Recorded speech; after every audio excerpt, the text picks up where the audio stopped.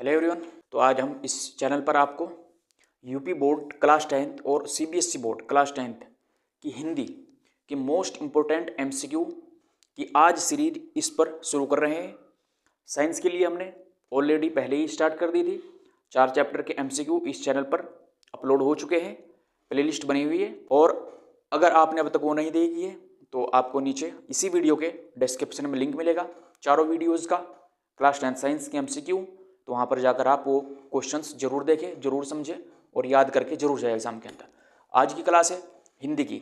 इस क्लास में आज 40 मोस्ट इंपोर्टेंट एमसीक्यू हम कराएंगे और जो डायरेक्टली एग्जाम बेस्ड होंगे, एग्जाम फोकस्ड होंगे। तो आप लास्ट तक ये क्लास जरूर करें। मोस्ट इंपोर्टेंट क्वेश्चन से मोस्ट बेनिफिशियल क्लास होगी ये। चलिए स्टार्ट करते हैं आज की क्लास को। क्लास नंबर है फर्स्ट हिंदी के लिए। क्वेश्चन नंबर 1, पहला क्वेश्चन है बड़े भाई साहब के लेखक हैं। 4 ऑप्शन दिए हुए हैं कि बड़े भाई साहब की रचना है, इसके लेखक इन चारों में से कौन से हैं। पहला ऑप्शन है प्रेमचंद, दूसरा है परसाई, तीसरा ऑप्शन है द्विवेदी और लास्ट ऑप्शन है यानी कि फोर्थ दिनकर। कौन सा ऑप्शन इसमें से राइट होगा, आप जल्दी से कमेंट करें। तो इस क्वेश्चन का आंसर हम दे सकते हैं प्रेमचंद। बड़े भाई साहब के लेखक कौन है? प्रेमचंद है। क्वेश्चन नंबर अब है 2, डायरी का एक पन्ना किसकी रचना है? पहला ऑप्शन है प्रेमचंद, दूसरा है सीताराम शेख सरिया, तीसरा गुप्त और लास्ट ऑप्शन है निराला। तो इन चारों में से कौन सा ऑप्शन राइट होगा आपके हिसाब से? तो इस क्वेश्चन का सही आंसर हो जाएगा, इस क्वेश्चन का सही आंसर होगा ऑप्शन बी, सीताराम शेख सरिया। क्वेश्चन नंबर 3 है नेताजी का चश्मा के लेखक हैं। नीचे 4 लेखक के नाम दिए हुए हैं, प्रेमचंद है, हरिशंकर परसाई है और पंत है और लास्ट ऑप्शन है दिनकर। कौन सा ऑप्शन इसमें सही होना चाहिए या इसका आंसर वो ऑप्शन होगा हरिशंकर परसाई। ठीक। क्वेश्चन नंबर 4 है प्रेमचंद का वास्तविक नाम था।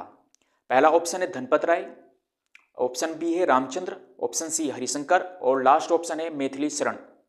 तो इस क्वेश्चन का राइट आंसर होगा ऑप्शन धनपत राय। प्रेमचंद का वास्तविक नाम था धनपत राय। याद रखेंगे, इंपॉर्टेंट क्वेश्चन है। क्वेश्चन नंबर 5 है आत्मकथ्य के रचयिता हैं। पहला ऑप्शन है प्रसाद है, बी है पंत और सी निराला है, लास्ट ऑप्शन यानी कि गुप्त, चंद्रगुप्त। इस क्वेश्चन का भी सही आंसर हो जाएगा प्रसाद। क्लियर। क्वेश्चन नंबर 6 है कबीर किस काल के कवि हैं? पहला ऑप्शन है भक्ति काल, दूसरा है रीति काल और तीसरा ऑप्शन है आधुनिक काल। और लास्ट ऑप्शन इसमें से शायद प्रिंटिंग में कुछ मिस्टेक्स हो गई होगी तो रिमूव हो गया। चलिए इन तीनों ऑप्शन में से आप बताओ कि कबीर किस काल के कवि हैं। इस क्वेश्चन का राइट आंसर है भक्ति काल। क्वेश्चन नंबर 7 तुलसीदास की प्रमुख रचना है। पहला ऑप्शन है साकेत, दूसरा ऑप्शन है रामचरितमानस और तीसरा है पद्मावत और लास्ट ऑप्शन है कामायनी। क्वेश्चन नंबर 7 और 7 का आंसर है, ये बड़ा फेमस है, रामचरितमानस तुलसीदास की एक प्रमुख रचना है। क्वेश्चन 8 मनुष्यता कविता के कवि हैं। पहला ऑप्शन है गुप्त है और दिनकर, तीसरा है पंत और लास्ट ऑप्शन है निराला। इस क्वेश्चन का भी राइट आंसर हो जाएगा गुप्त। क्वेश्चन नंबर 9 है उत्साह कविता के रचयिता है। निराला है, पंत, दिनकर, प्रसाद। इस क्वेश्चन का राइट आंसर होगा Nirala. Clear. Question number 10 Mahadevi Verma किस वाद से संबंधित है? पहला ऑप्शन है छायावाद, दूसरा है प्रगतिवाद, तीसरा ऑप्शन है रीति और लास्ट ऑप्शन है भक्तिकाल। तो इस क्वेश्चन का आंसर हम जल्दी से देंगे छायावाद। Clear. Question number 11 Ram Lakshman Parshuram संवाद किस ग्रंथ से है? पहला ऑप्शन रामचरितमानस, विनय पत्रिका, साकेत या गीता। कौन सा आंसर सही होगा इसमें से? जल्दी से आप कमेंट कर सकते हैं। रामचरितमानस इसका राइट आंसर है। साखी के रचयिता हैं। पहला ऑप्शन है तुलसीदास, सूरदास, कबीर या जयसी। तो 12 का सी ऑप्शन एकदम सही है, कबीर। क्वेश्चन नंबर 13 है वह शेर है। इसमें आपको ये बताना कि कौन सा अलंकार है। ये अलंकार बेस्ड क्वेश्चन अब स्टार्ट हो गए यहाँ से, जो कि मोस्ट प्रिडिक्टेबल है, इनकी प्रोबेबिलिटी काफ़ी ज़्यादा है एग्जाम में आने की। वह शेर है, इसमें कौन सा अलंकार है आपको ये बताना है। उपमा अलंकार है, रूप यमक अलंकार या अनुप्रास अलंकार। इन चारों में से कौन सा अलंकार है क्वेश्चन नंबर 13 में, आपको ये बताना है। तो इसका ऑप्शन है बी, रूपक अलंकार है। क्वेश्चन नंबर 14 वह शेर की तरह है। इसमें रूपक अलंकार होगा, उपमा अलंकार, अनुप्रास या श्लेष अलंकार? कौन सा ऑप्शन राइट होगा? इस क्वेश्चन का सही आंसर है उपमा अलंकार। क्वेश्चन नंबर 15, चलो इसमें मिस्टेक, शायद प्रिंट ही नहीं हुआ सही से। क्वेश्चन नंबर 16 पढ़ते हैं। एक शब्द के दो अर्थ किस अलंकार में होते हैं? पहला ऑप्शन है यमक अलंकार में, दूसरा है रूपक अलंकार, तीसरा अनुप्रास अलंकार और चौथा ऑप्शन है उपमा अलंकार में। ऐसा कौन सा अलंकार है जिसमें एक शब्द के दो अर्थ निकलते हैं?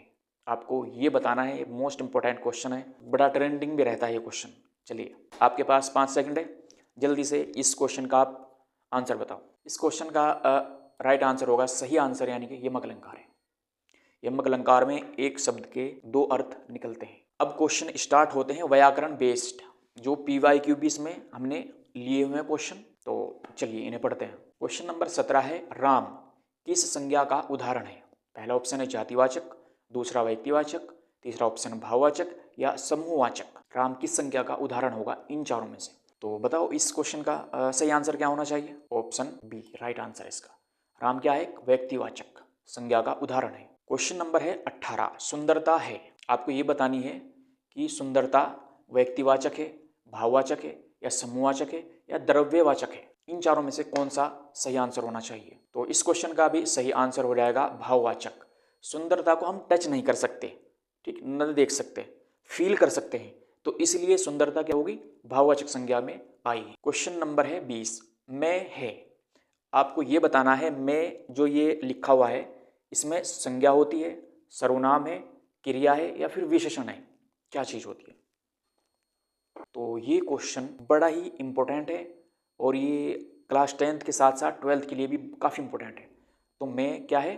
ये सर्वनाम है। क्लियर? बिल्कुल सही। क्वेश्चन नंबर है अब 20, धीरे, बीच में योजक चिन्ह है, फिर धीरे यानी कि धीरे धीरे है। 4 ऑप्शन नीचे, संज्ञा होगी, क्रिया है या क्रिया विशेषण है या फिर केवल विशेषण है? क्या होगा इसमें से? क्वेश्चन नंबर 20 का आंसर। तो 20 का सही आंसर होना चाहिए क्रिया विशेषण। आई होप कि आपके ये समझ आ रहा होगा बहुत ही अच्छे से। और ये मोस्ट इंपोर्टेंट क्वेश्चन है, काफ़ी बार ये क्वेश्चंस पूछे भी गए हैं इनमें से, और आपके लिए बहुत ही फायदेमंद क्लास होगी। आपको ये नोट भी कर लेने चाहिए एक पेज पे 40 के 40 क्वेश्चन। अब है क्वेश्चन नंबर 21, वह खेलता है। इसमें जो वर्ड है खेलता, ये क्या है? नीचे ऑप्शन दिए हुए हैं, संज्ञा है, क्रिया है, विशेषण है या सर्वनाम है? क्या होगा इसमें से? तो इस क्वेश्चन का राइट आंसर होना चाहिए बी, मतलब ये क्रिया है। नेक्स्ट क्वेश्चन है क्वेश्चन नंबर 22, संज्ञा के भेद है। मीन्स संज्ञा के कितने भेद होते हैं? ऑप्शन है 2, 3, 4 या 5 भेद। कितने भेद होते हैं संज्ञा के? संज्ञा के भेद होते हैं 5। ऑप्शन डी इसका राइट आंसर है। 22 का सी। क्वेश्चन नंबर 22 है, संज्ञा के भेद होते हैं। ऑप्शन है 2, 3, 4, 5। कितने भेद होते हैं संज्ञा के?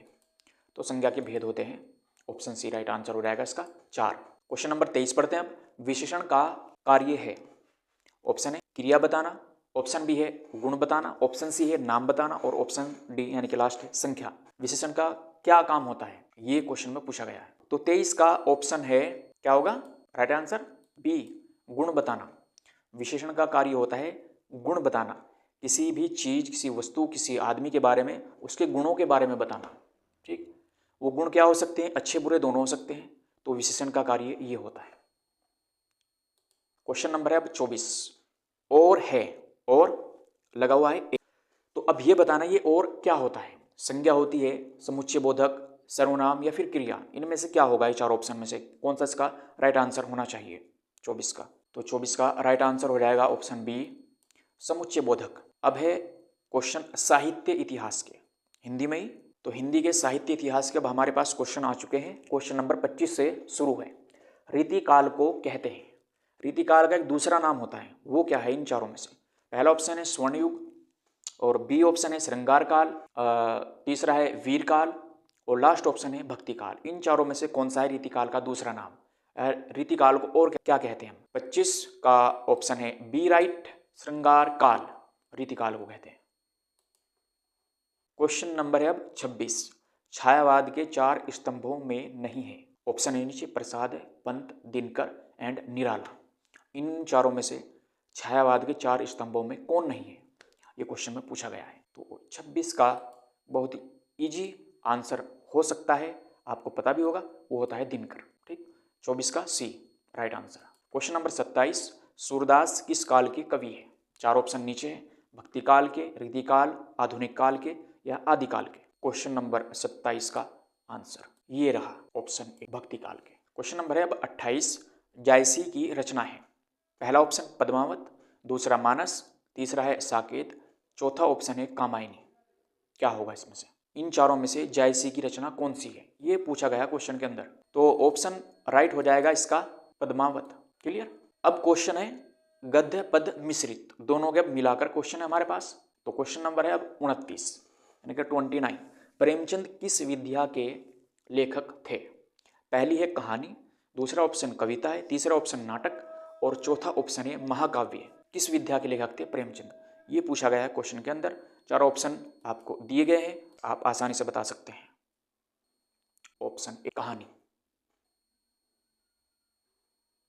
क्वेश्चन नंबर है अब 30, गद्य का अर्थ है, ये पूछा गया है बस। छंदबद्ध, दूसरा ऑप्शन है साधारण लेखन, तीसरा गीत और चौथा ऑप्शन है तुकांत। चारों में से कौन सा सही है?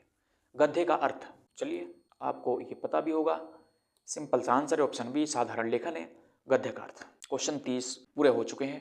अब नेक्स्ट क्वेश्चन हम लेते हैं। क्वेश्चन नंबर है अब 31, कविता किसका रूप है? चार ऑप्शन है गद्य, पद्य, निबंध या फिर पत्र। इन चारों में से किसका रूप है कविता, ये क्वेश्चन में पूछा गया है। तो 31 का राइट आंसर आप बता भी सकते हैं, तो ये है पद्य। लेखन का अगर अर्थ, लेखन का रूप पूछा जाए तो वो होता है गद्य, और अगर कविता का किसका रूप है तो वो होता है पद्य का। इन दोनों क्वेश्चन को आप याद रखो। अब एक क्वेश्चन नंबर है 32, पत्र लेखन किसमें आता है? पहला है गद्य, दूसरा है ऑप्शन पद्य, नाटक या अलंकार। तो बहुत ही इजी टू अंडरस्टैंड क्वेश्चन है हमारे पास, ये होता है गद्य का। पत्र लेखन किसमें आता है? गद्य में। क्वेश्चन है अब हमारे पास 33, कबीर की भाषा है। पहला ऑप्शन है अवधी, दूसरा ब्रज भाषा, तीसरी सदुक्कड़ी भाषा, लास्ट ऑप्शन है खड़ी बोली। कबीर की इन चारों भाषाओं में से कौन सी भाषा थी? और इसका सही राइट आंसर है ऑप्शन सी, सदुक्कड़ी। कबीर की कौन सी भाषा थी? सदुक्कड़ी। आई होप कि आपको ये समझ आ गए होंगे क्वेश्चन अब तक। तो क्वेश्चन नंबर 34, तुलसीदास की भाषा है। इनमें नीचे चार भाषा दी हुई है, ब्रज है, अवधी, खड़ी बोली या मैथिली। कौन सा राइट ऑप्शन होना चाहिए? 34 का सही आंसर है बी, तुलसीदास की भाषा थी अवधी, कबीरदास की भाषा थी सदुक्कड़ी। क्वेश्चन नंबर 35, नेताजी का चश्मा किस विद्या में है? पहला ऑप्शन है कहानी में है, निबंध, संस्मरण या नाटक। क्वेश्चन नंबर 35 का आंसर आप जल्दी से कमेंट करिए। तो इसका राइट आंसर है ऑप्शन सी, संस्मरण। क्वेश्चन नंबर है 36, मनुष्यता कविता का मुख्य विषय है। पहला ऑप्शन है वीरता, दूसरा मानवता, तीसरा प्रकृति, लास्ट ऑप्शन भक्ति है। तो 36वें का बी ऑप्शन राइट है, मानवता। क्वेश्चन नंबर है 37, और उत्साह कविता में भाव है। उत्साह एक कविता है, उसमें कैसा भाव है? नीचे चार ऑप्शन दिए हुए हैं, निराशा है, क्रोध है, प्रेरणा है या व्यंग्य है। राइट ऑप्शन या सही आंसर क्वेश्चन नंबर 37 का सी, प्रेरणा है। क्वेश्चन नंबर है अब 38, कबीर किस भक्ति धारा से जुड़े हैं? पहली सगुण भक्ति धारा, निर्गुण भक्ति धारा, सेव या भक्त। इन चार ऑप्शन में से कौन सा ऑप्शन राइट है, कौन सा आंसर सही होगा आपके हिसाब से? तो इस क्वेश्चन का सही आंसर सही है बिल्कुल, वो होता है ऑप्शन बी, निर्गुण भक्ति धारा के से जुड़े थे कबीरदास। क्वेश्चन है 39, साखी का अर्थ है। पहला है गवाह, दूसरा ऑप्शन गीत, तीसरा ऑप्शन कथा और लास्ट ऑप्शन है पत्र। 39 का सही आंसर हो जाएगा ऑप्शन गवाह। क्वेश्चन नंबर 40 है, ये मैंने ऐसे ही ऐड कर दिया था। चलिए बताइए आप इस क्वेश्चन का सही आंसर क्या होगा? सभी को पता होगा, ऐसा कोई भी बच्चा नहीं होगा जिसे इस क्वेश्चन का आंसर ना पता हो। यूपी बोर्ड में हिंदी पेपर कुल कितने अंक का होता है? जो रिटन पेपर होता है आपका, जो एग्ज़ाम आप लिखोगे, वो कितने नंबर का होता है? ठीक, पहला ऑप्शन है 70, दूसरा है 80, तीसरा ऑप्शन 100 है और चौथा ऑप्शन है 90। तो सही आंसर आप कमेंट में करिए इसका क्या होगा। तो ये 40 के 40 क्वेश्चन आप याद जरूर कर ले बोर्ड एग्जाम के लिए, आपको इनमें से काफ़ी कुछ क्वेश्चंस देखने को मिलेंगे। नेक्स्ट क्लास में हम दोबारा फिर मिलेंगे आपको इसी चैनल पर। तब तक के लिए thanks and thanks for watching.